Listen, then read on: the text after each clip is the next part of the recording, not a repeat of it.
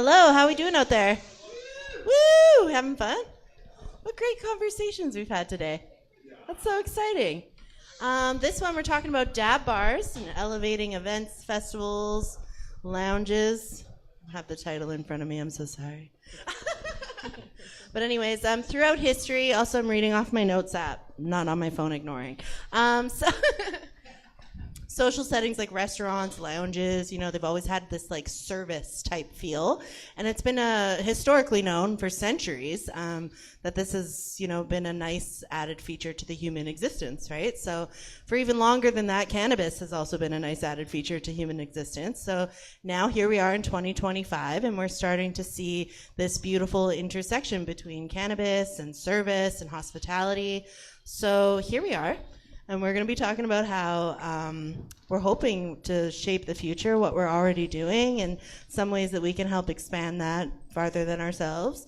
So to kick things off, let's just get an intro. Could you guys share with our guests who you are, what you're doing, and what you're pioneering towards? Yeah, so my name is Alex Bonneville. I'm the Dab Master, as I go by my business name. So I just run dab bars mostly for How About This events for the past year, and now I'm taking off my own thing, the Dab Master Services. And my goal is just to push dab bars to everywhere. I feel like it's a activation that can be at any event as long as you have the proper training, the proper knowledge to be able to serve people in a controlled and safe way. So yeah, just going to continue pushing that. My name is Brittany Guthrie, and I've done a little bit of this and that in the industry, starting out in retail and moving on to creating products and working with the provinces to see what they're going to take and what they're not and who wants it, and working with the retailers. And then I evolved into events, and I think it's safe to say we've done quite a bit of consumption activations. And yep, Alex, as he said earlier, works with How About This events, and now has branched off on his own. And we're more like business partners now. We're collaborating now, man. This is exciting. So just really having fun, obviously being very in touch with regulatory and legislation and how it's evolving, and just trying to be always one step ahead while pushing the boundaries a little bit. And most recently, I've started a podcast as well. We're going to be doing a lot more media and content, and just kind of branching off into something that'll actually capture more of the consumer hearts, so we can see them at more venues and events and in our shops. So a little bit of this and that. Hi, I'm Gibson from Gibson's Glassworks. I've been blowing glass about 20 years. Been in the industry watching this place and the whole cannabis world evolve for that long, and just kind of excited to be a part of it. I'm kind of in the glass world of things, so a little bit different, but I still feel like there's a huge place in this industry for glass, and hoping to really help get it there. Excellent. I wanted to start off this conversation talking about market demand and maybe what you guys see in your experiences in the industry for dab bars becoming a little bit more of a demand for festivals, events, and what kind of cannabis curated events or experiences we can create with that market demand.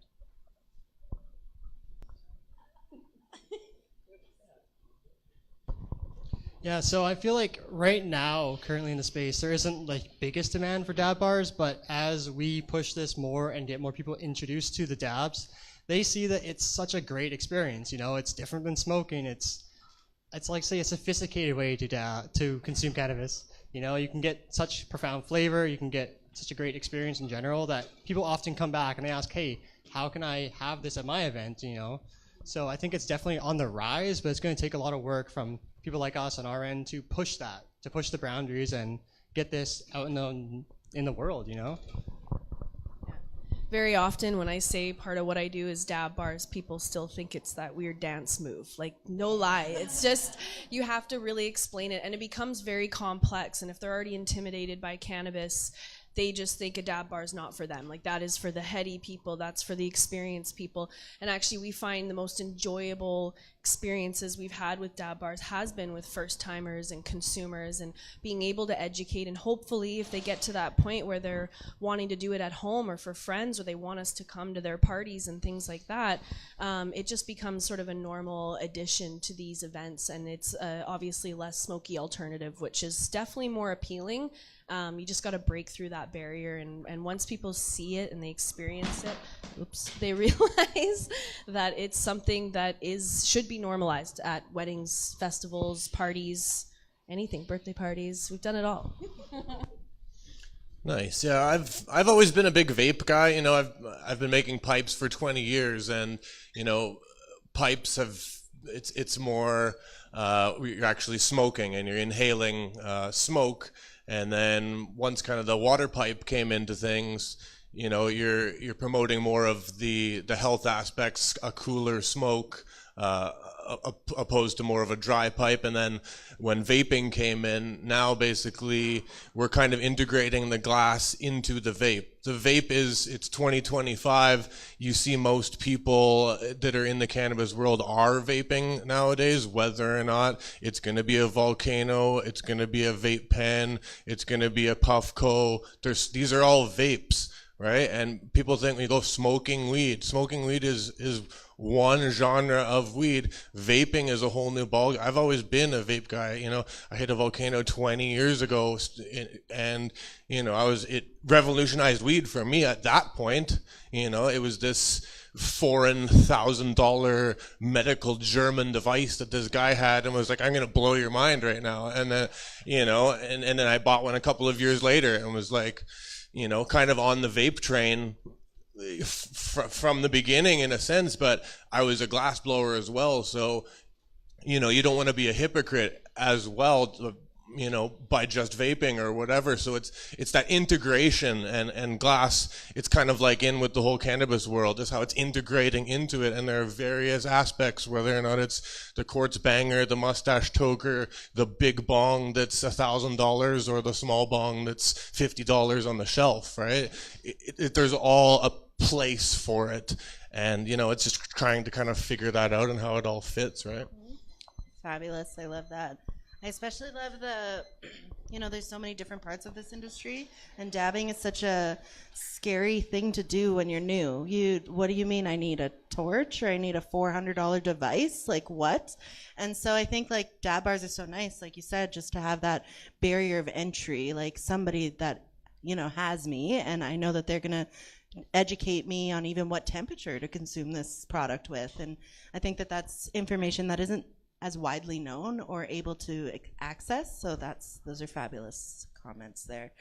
What about logistical challenges? Like, what are some challenges that we're running into when, you know, making sure that we have, you know, the right glassware with a dab bar, setting up a dab bar at events, or even serving at those dab bars? Yeah, I mean, so a lot definitely goes into making a dab bar happen that people don't see. You know, they see the whole setup and they come in, they get to take a dab, but realistically, there's a lot behind that. You know, making sure the glass is clean, for instance, not bringing in dirty quartz, making sure you have all the proper cleaning supplies to be cleaning up after every dab, sanitizing the mouthpiece. You know, all these different things add up together to make the whole elevated dab bar thin. You know, you can do it without that, but in my opinion, that's not the way forward. It has to be done properly, it has to be done safely. You need to have someone who's knowledgeable about that. And the biggest thing is when people come up to the dab bar, they often have questions, right? So they ask me like, oh, how can I do this? How can I set this up myself? So, you know, I'm willing to take the time to talk to them, tell them about the logistics of how to run it, how to do these things, and even just how to do it themselves, because picking up a dab rig and starting on your own at home, there's still logistics behind that too, not even in the dab bar space. It's just, dabbing is a process, but it's an easy process to learn, and once you're comfortable with it, you can just roll with it and keep going, and you can get into the industry more and into the dabbing scene more, and it just evolves with time as you become a more conscious consumer about dabbing. And you know, taking back to what you were saying earlier, how dabbing is so intimidating to a lot of people, I think that's because in the past, you know, we're used to taking red hot shatter hits, big globs, and people like got way too high and they were turned off from the dabbing experience. You know, that's never my goal. So logistically, I'm trying to actually impart that knowledge and let people know like, hey, you don't need to do this. So the logistics is like the knowledge base that you have to share with people, you know, and everything about that. And then behind the scenes, finding sponsors, people who want to provide dabs for your bar and showcasing those products that are on the market is a lot of work just goes into that, you know. So Logistics. So when we first started doing dab bars, I think I showed up with like a car full of stuff. I was like, we need 3 e-nails, we need 5 torches, we need 20 bottles of alcohol. Like, I had no idea what was going to be used, how many people were going to come, how many dabs for the average person. Like, there is no way to prepare yourself until you just get into it, and you become over prepared until you chisel your down into one tote. And now we have one tote that we travel with. And you know, and it comes down to cost too. Like, it is quite pricey bringing all the little details, the paper towel and the alcohol and the butane and everything else that goes into it. And all of a sudden we're like, okay, we've got e-nails out, and we're out in the middle of the forest at Rosebud Lake. Like, let's hope we have long enough extension cords. Let's hope that the generators have gasoline and not diesel, because somebody did do that. But it was just, there's so many little things that you hope to open by 10, and you're like 2 hours later, you're like, oh, okay, can we finally get this going? So it's same thing with lighting. Like, we've showed up to places and it was pitch black, and we're like, shit, like, you need lighting. You need to see what you're doing. You've got open flame. So logistically, it was just really a just trip and fall and learn how to pick ourselves back up until we kind of dialed in. And we're at the point now where we kind of have an idea of even the quantities of dabs that we're giving out and how much product we need. And so we're getting better, but it is not easy when you get into this, especially if you are doing a festival. There isn't just a shop with alcohol down the road for you to run over to. So you just have to really come over prepared until you get to that point where you can kind of do the logistics and get into the spreadsheets and be like, this is how much it's going to cost. We need 1 dab tender per 100 people at an event to keep a line smoothly going. And yeah, it's been really interesting. I had no idea it was going to be so complex, that it's its own job in itself when you're doing events. Like, I tried to do it all, and I was like, no, I need support. I need Alex to like take this on, because this deserves its own focus amongst everything else. So that is my experience with logistics. Yeah, so, you know, on the logistics side for me, I have seen all of these dab bars popping up, various companies, various dispensaries, various lounges over the years. And it tended to be, when they first started up, they would kind of put basically the cheapest piece they had, because they were worried that the customer was going to break it, on the dab bar. And for me and a lot of other people that were glass heads, basically, you go, well, I don't even really want to smoke that. So for me, I kind of go, well, I want to elevate that experience by providing a top quality product that people are going to look at and kind of go, wow, I don't even have the money to be able to afford to even get into something like that, but you're going to let me smoke this here? Like, how cool is that? So just that kind of opportunity is kind of where I kind of wanted to kind of step in, really. And you know, Brittany was nice enough to kind of offer to work with me a little bit, and we did a couple of events here, and they've gone well. And I'm trying to say, like, hey, I'll bring the glass just to kind of supply it so that these people, you know, have something cool to smoke out of. And you know, I know it's difficult for her. You're not going to go and drop thousands of dollars and risk having these pieces, and now you got extra pelicans and things you have to worry about dragging along. So, you know, I feel like, again, integrating, you know, if you have a dab bar, likely there's a local glass blower that's going to be close to you. Incorporating them in, they're likely going to want to provide their product free even, right, just for the promotion alone. So just incorporating them. And don't forget that, you know, there are glass blowers all the way across Canada. So even if you're in some rural Ontario town, there's going to be somebody that's going to want to work with you. So just ask them, and you know, and if you don't know, ask me, because I know them all, so I'll be able to direct you, you know, to somebody who'll help you out. I can attest to that. You have really elevated our dab bars, because we were guilty of just starting cheap. So I'm like, somebody's gonna lean over or break this, or it's gonna break in travel. I don't want $1,000 dab rig.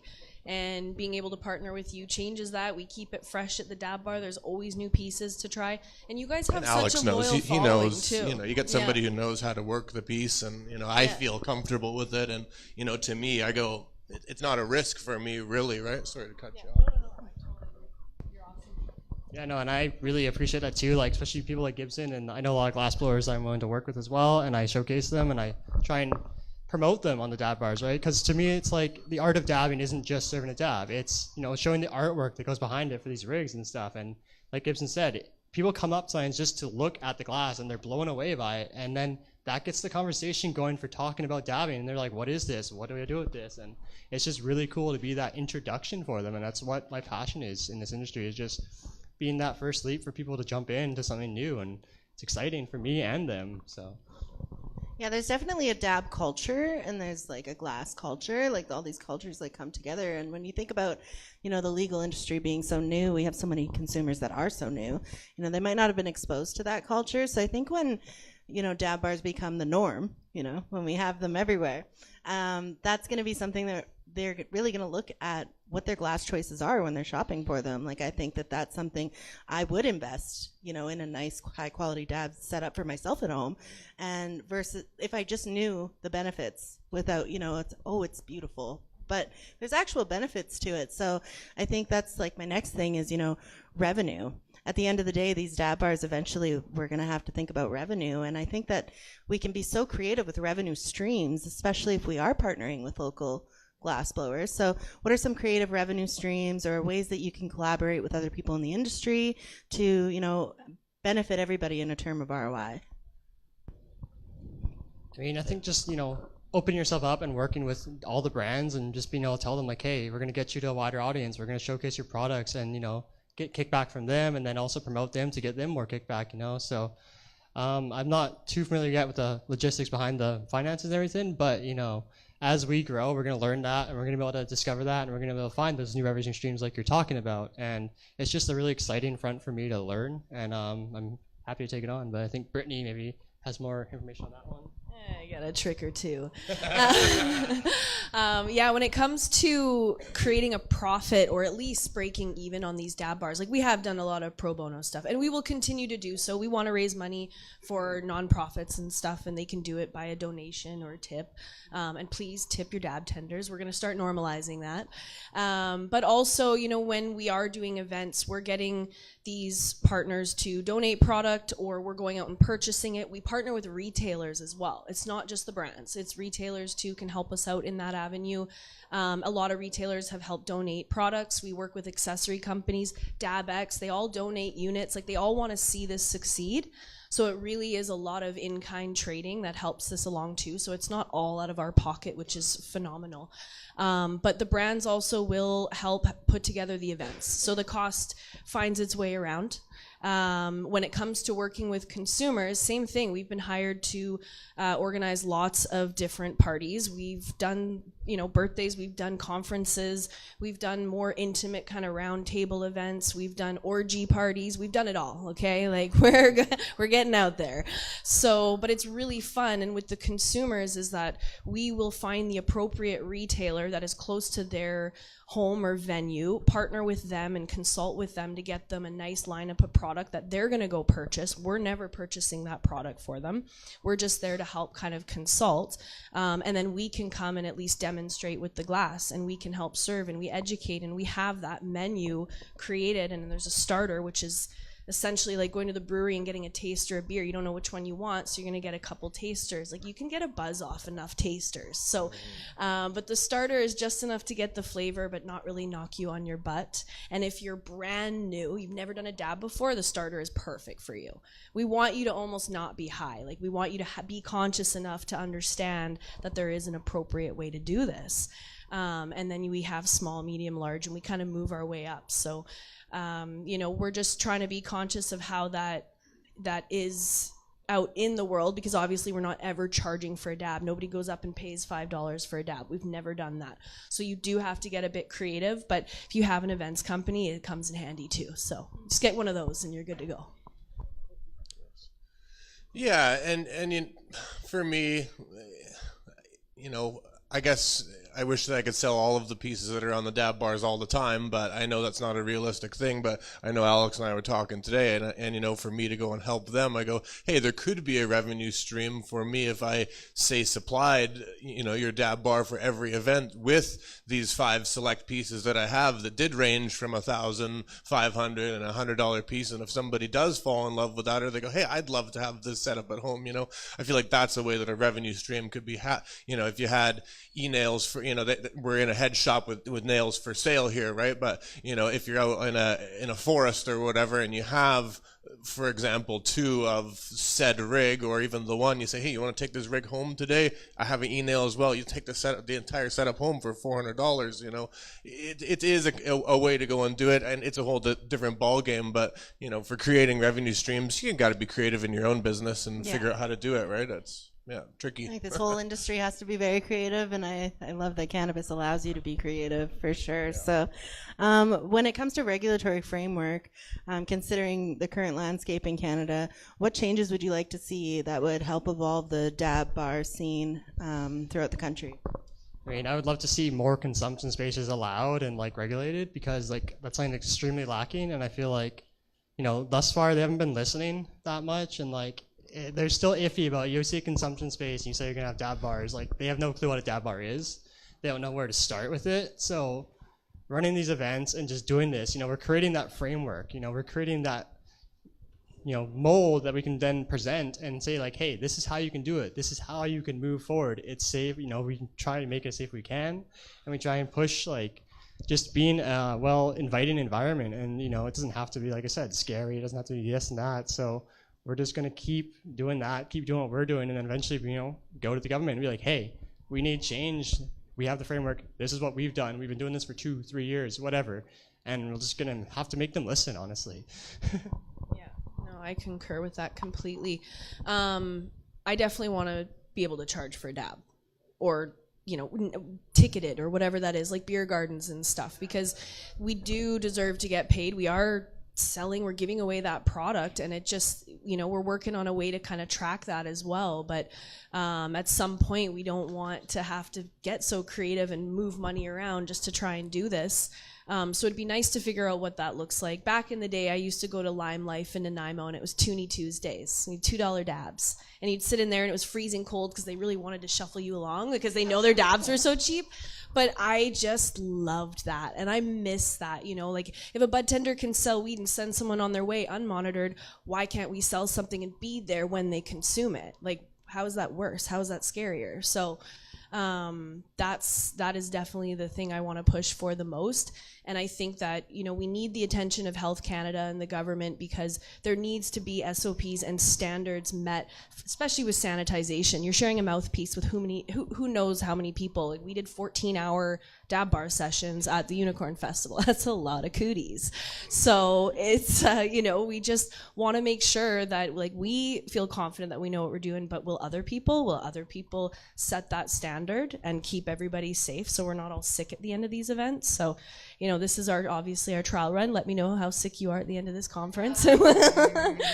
But yeah, those would be my couple of suggestions.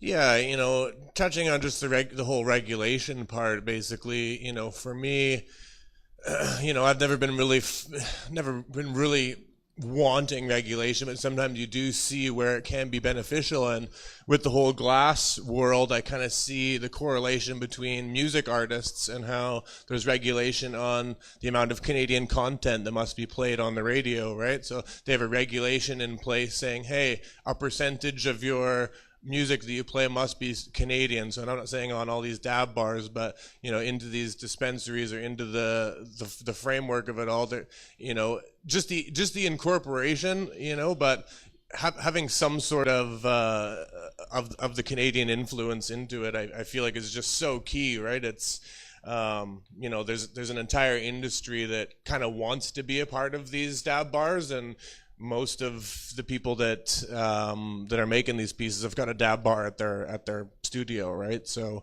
that they've been using for years and years. So, you know, we definitely know about dab bars. And what can you share from your personal experiences where a dab bar has positively affected the experience of the attendee? Like, do you have any great memories or stories? Yeah, so I mean, I've had so many events now where I've had consumers come up who've never had a dab, or they were only ever dabbed like 5-10 years ago, and like you said, they were scared, they were intimidated. But after talking to me, they may have walked away for a bit, but then they came back and was like, you know what, you changed my mind. I'm gonna try a dab. And then after that dab, they're like blown away by just how incredible the experience was, and they're like, why is this not everywhere? And I'm like, that's what I'm saying. It should be everywhere, And we just need to do more experience like that, like be interactive, be personable with the people who come to the dab bar, be nice, be courteous. I think the biggest hurdle right now is that dabbing seems to be such an exclusive club that's like for the heady boys, and like, you can't get into it unless you're one of them. And it's like, no, it shouldn't be that way. And I've proven that by having people who've never been around cannabis that much at all, and never been around dabbing at all, and completely changed their world when it comes to cannabis consumption, that they can do this in a way that's not the standard practice they've known for the last 20, 30 years, There's smokers who have been smoking for 30 years who've never really had a proper dab, and they're just taken back. And to have that experience and to hear that from them is something incredible, I think the best way to describe how I've changed people's perspective on dabs is how I got the name the Dab Master, I was up at the Unicorn Music Festival up in the Kootenays, and by the first night, after serving dabs for probably 8-10 hours, the next day I had people walking around saying like, it's the Dab Man, the Dab Master, and like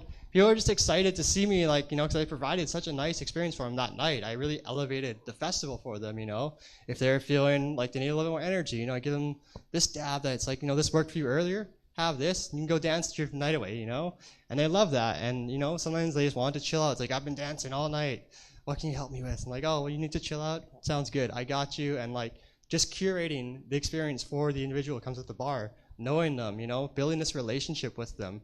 It's really special experience, and that's something that we do at our dab bars. It's something I push for, and it's what I want to see other dab bars do, because I feel like a lot of it's just come get your dab and go, or here's a glob, be on your way. But to me, that's not fun. It's not what it should be like, and that's not what the future of cannabis should look like in the dab space, I love that, because especially with cannabis tourism, like I think tourists need to know that it's a pick your own adventure plant. Like you can really have like whatever experience you're looking for. There's something for you, and dabbing is kind of like a very like right away. You'll feel the effect. You'll get that experience, and I love that you have so much education to be able to provide consumers for that. Yeah, Dab Master. That was so funny. Like I was there for that. And this guy with like a man bun ponytail situation and some cool hippie pants was just like loving you. Everyone was loving you. And honestly, Gary too. Gary was great too.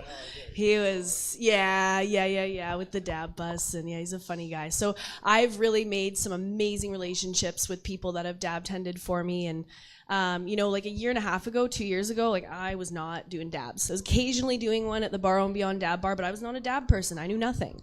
I did not know what an e-nail was too scared to ask. So, but as the events evolved, I saw this demand for it within our own industry. So it may not be a demand in the consumer side, but in the industry, it was lucrative. People loved it. They wanted to go to the dab bar. So, it was something that I realized I needed to add, and then we all just started doing this, and we were learning and growing, and all of a sudden I'm at dab bars, and I'm so, man, if I can do it, like anybody can. That's what I've always believed, is that as long as you have a good attitude, you can learn how to be a good dab tender. I can't train you to have a better attitude, but I will help you at the dabs. The other thing too, this is probably a little bit more on the controversial side, but again, it goes back to the festival. That was such a good example to use because it was hot, you're isolated, you're malnourished, you're tired, like there's so much going on. It's a psychedelic festival as well. So you really don't know what you're gonna get when people come up to this dab bar, and it's dangerous. Like this is the scariest event we probably did dab bars at, but really worth the risk. But I did find a lot of people that were on psychedelics, when they're coming down from it and they're kind of heading through that bit of a lull where you just sort of, it's just silence. It's not a happy place. You got to come down from the MDMA or the mushrooms or whatever. Just that little starter micro dab just kind of elevated and smoothed it all out. And so I really saw this work in a medicinal way, and like this is where it is controversial because I don't want to sell this, I don't want to advertise this, but I have seen it work and it was beautiful. And the staff are working fucking 14-20 hours a day, and they needed a little dab just to keep them going. But we're just conscious about how much we give them. We need them to be healthy and happy, and we're going to assume everybody is just dehydrated and starving. That's how we treat everybody in those environments. But I did really see the magic in it, and that just reiterated the fact that this was a strong journey we needed to be on. And like, event stuff set aside, this has been the best part about it. So, and I would not be here like this without Alex, and honestly Gibson too, man. We're a deadly trio. I love it.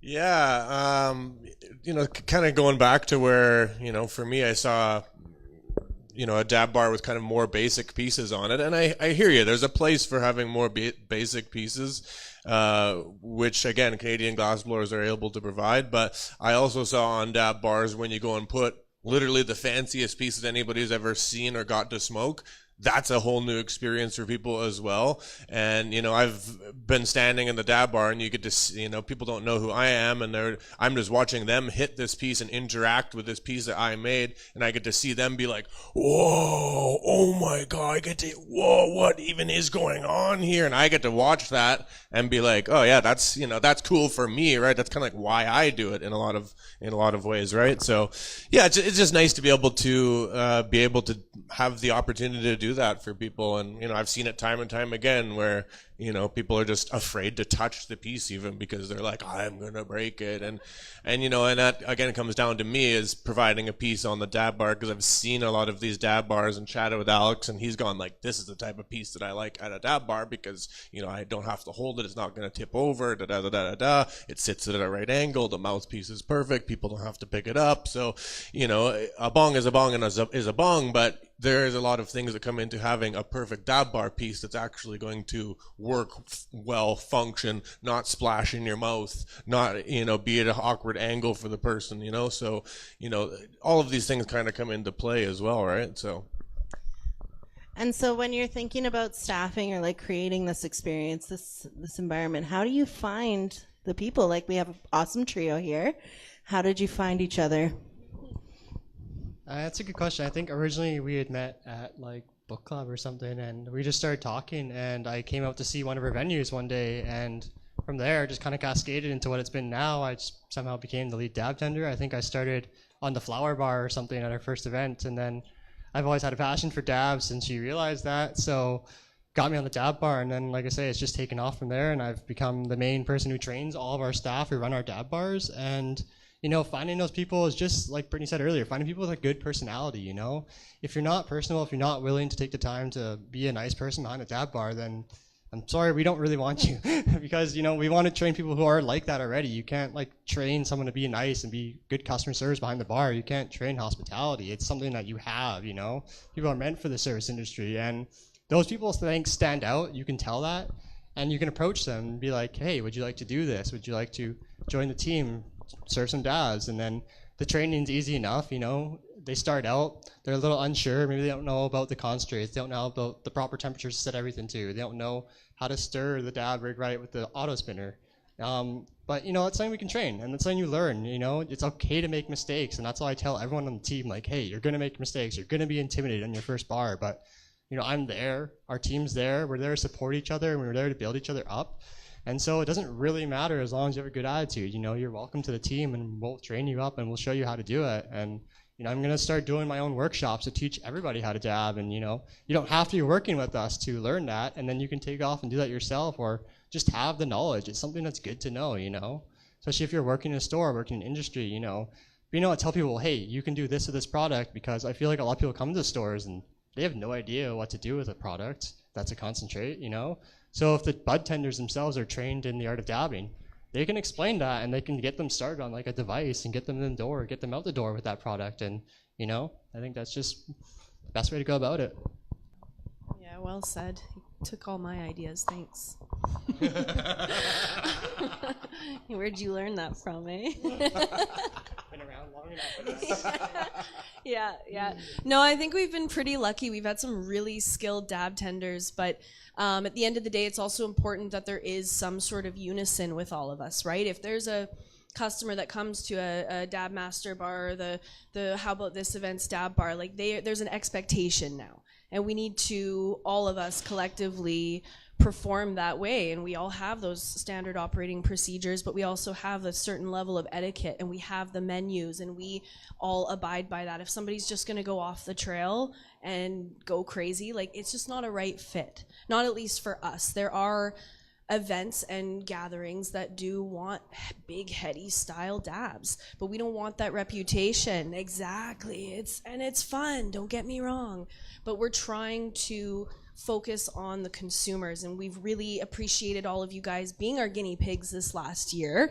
But this is important that we keep kind of pushing that envelope. Thank you.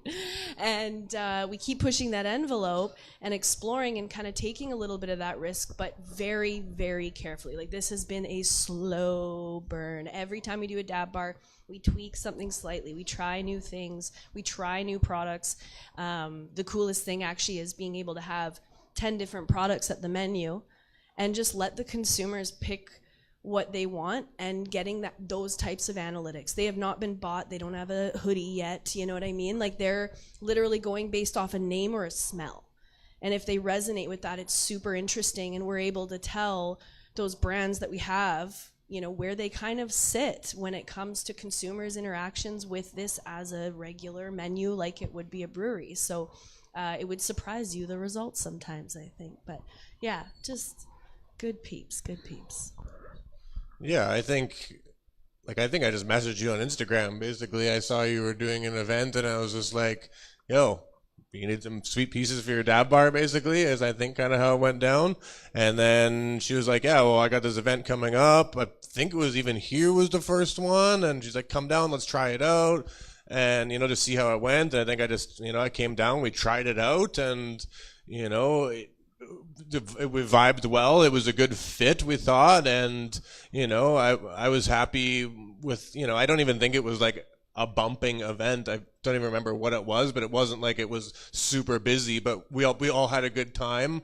And we weren't like overwhelmed by any means, right? Everything was just fine. And then I go, okay, well, we should probably continue doing this. And it worked well, and I feel like pushing forward is just nice to be able to be involved, really, right? It feels good to be able to be incorporated and involved, right?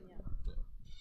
And that is something that I appreciate about you, is your willingness to collaborate with other people. And I think that is a skill set that maybe not as many have that we need, but if we all just started collaborating in the right direction, we would see some significant change in movement. I think we have like 6 minutes left. So if you had any final words or final thoughts, or I guess where you'd like to see the industry move forward. Yeah, I mean, I just like to see the industry move forward in a positive way for all consumers in the space, and if pushing dab bars is obviously my main concern with that and wanting to do that more, but also just reaching out to Health Canada and telling them like, hey, we need this change. We need interaction with you guys and need you guys to do something, because we'll keep doing what we're doing, but we need some help here. We need to have that, doors open for us to be able to really elevate everything we're doing and get that out to the masses. And that's what I want to do, is just have dab bars at everything, weddings. I want people to think about, oh, if I don't have a dab bar at my event isn't complete, I want that to be a piece, just like alcohol bars are now. We need dab bars to be the normal, right? I agree, and I want to add to that too. We also do the flower bars. Like Alex said, I did make him do that one shift just to prove himself. You gotta do the dishes before you get to fucking serve the tables. But anyway, and we also do the beverage bars. So we've served cans, but we've also made drinks and mixed it with syrups and all that fun stuff. And we also have done topical bars. So we've done little hand-in-arm massages with topicals at the right setting, kind of the yoga style wellness wellness style events. So it's been really cool being able to explore all of this, but definitely out of all four, the dab bars have really, really taken off. And I do think beverages are close behind, but really being able to do this and just the people that we've met and the people that try a dab and they never would have unless they saw somebody like me, not very intimidating. Like if a girl, behind a dab bar can do it, it's inviting more women up there. And I love that. I really think it's special. So I've quite enjoyed it, and we're nowhere near done. Nice, yeah. And me being the position where I'm at, kind of making the accessories for it, I kind of have a bit of a, I really want to be incorporated into these things, but it's trying to figure out how. And then I also see my, colleagues, associates that are glass blowers as well, struggling, and we're all kind of at a bit of a moment in our industry where we're trying to figure out kind of like, how do you adapt? How do you kind of stay relevant in kind of what's going on? And being incorporated in the dab bars is just kind of another way that you have to, because if we're not going to be incorporated in dispensaries with the accessories and the dab bars with the consumption pieces, we're going to get left behind, right? And there's an entire industry that will definitely feel the pinch of that. So just finding the space, knowing that there is Canadian options for your pieces, and just think of that as an option when if I hope you do want to go and build a dab bar for yourself. So yeah, thanks. Yeah. And then we have time for just one more question. I think when we're thinking about tourism, I always like to think about international travelers that come here and they want to experience Canadian culture and Canadian cannabis culture. So what is something that the guests from this event can do or can actually put into play in their businesses to help build this culture so that when international travelers come to any part of the country, they can experience dab bars? Like, what's something that we can actually do when we get back? I mean, just talking about the experience, tell people how it was, share what you loved about it, why it's a great thing, and, just pushing the boundary and telling people like, hey, we can have this at any event, and just spreading the word, I think, is all we can do. Awareness is the biggest thing that we need right now in the industry, especially for the dab bars and the consumption spaces, right? Not just here, but around the world, And slowly I'm seeing that become more normalized in places. There's already the framework for clubs in like Spain and Amsterdam, but those have always been the niche places for that, as well as here. But just talking about that, talking with your friends, talking with your family, telling everybody about the great experiences you've had at these events and these spaces where you can have a dab bar, We actually have one woman that works with us, Daniela. She's from Brazil, and she dab tens occasionally as well. And we all just kind of know how to help each other out and take those shifts when need be. So she's downstairs, I think, serving drinks right now. But that's been really interesting too. I love the flair she brings and the perspective she brings. And there's a lot of international people that come in these venues. I've hung out here enough now to kind of see the different waves of people, and it's huge. It's huge. So however we can connect with them and have fun with them, and if we need to translate, we translate. But and you know when someone's about to green out, you can give them water. They don't need to speak English for that. But it's been really, really fun. Those are kind of I think the favorite clients that come up, because they're just so excited about everything. This is like they're fresh babies. It's amazing. So we're the first for everything for them for the most part. And it's just important that we do our due diligence and take care of them. We start small. No matter how cocky people come up, start small. You can always have more. There's no need to go crazy right away. So I think that's a big factor, is just knowing that they're not necessarily coming from a place with high THC cannabis products or cannabis products at all. So you got to be careful. Their tolerance is not the BC tolerance. So anyway. Yeah, and I think the thing that's been repeated here a lot too is education, education, education. So, a lot of these people coming don't have a clue. I've been teaching classes now for glass blowing. I have a few different classes that I've taught. I kind of teach it called Developing Your Glass Eye, basically, or Fun with Glass, these intro to glass classes, so people can come, and I've set up in my studio basically like a teaching area, and that's kind of over the last 4 years a direction that I pushed because I saw the market changing. I saw more interest in people wanting to try glass blowing. You know, pottery classes are a big hype thing. Blown Away got put onto Netflix. You know, there's a whole bunch of people that go, oh, I'd like to try that. So the classes is kind of what I've been pushing, and then I actually built like a little suite attached onto my shop that like people can come and stay. And I made, you know, which hasn't really been talked about too much today, was like the whole Airbnb and the whole experience thing. They actually have a part on Airbnb where there's places to stay and then things to do. When you click things to do, there's experiences, and I put my glass blowing class on the experiences thing. And you know, I was talking with a couple of people today about like, oh, could I offer a cannabis class where you come and make a pipe, smoke a pipe, you know, all in the class kind of thing. Oh, how would Airbnb react to that? So, you know, education, again, coming here, I wanted to know the answer to some of these questions. I think that's why a lot of you guys are here, to educate yourself. So good on all of you guys for actually being here and being a part of this, because I think that's the key. Is, you know, so many people don't have a clue, and giving them a clue kind of gives them a bit of an option. Absolutely. Yeah, so the call to action here is awareness, education, and safety. And I love that those are the key takeaways of a dab bar experience, because that might not be what everybody thinks first when they look at a dab bar. So that was exciting. Thank you guys so much. This is such a great chat. Thank Excellent. you. Appreciate you. And thank you guys, too. Go team. Good job, you guys. Nailed it. Yeah, thank you, everybody. That is the last of our amazing sessions today.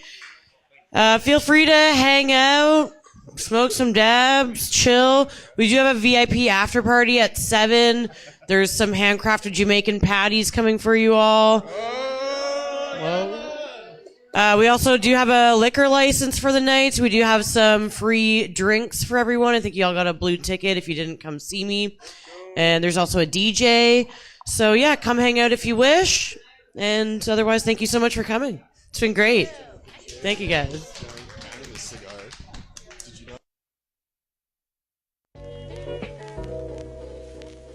Wait a minute. Wait a minute.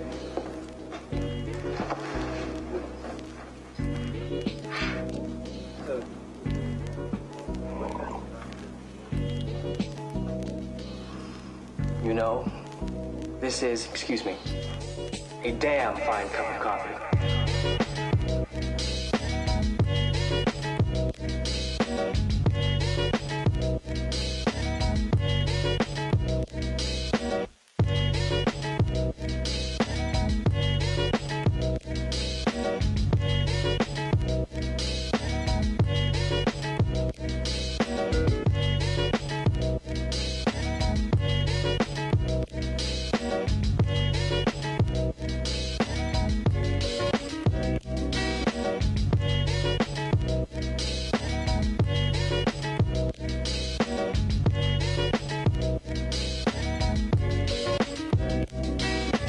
I'm gonna let you in on a little secret.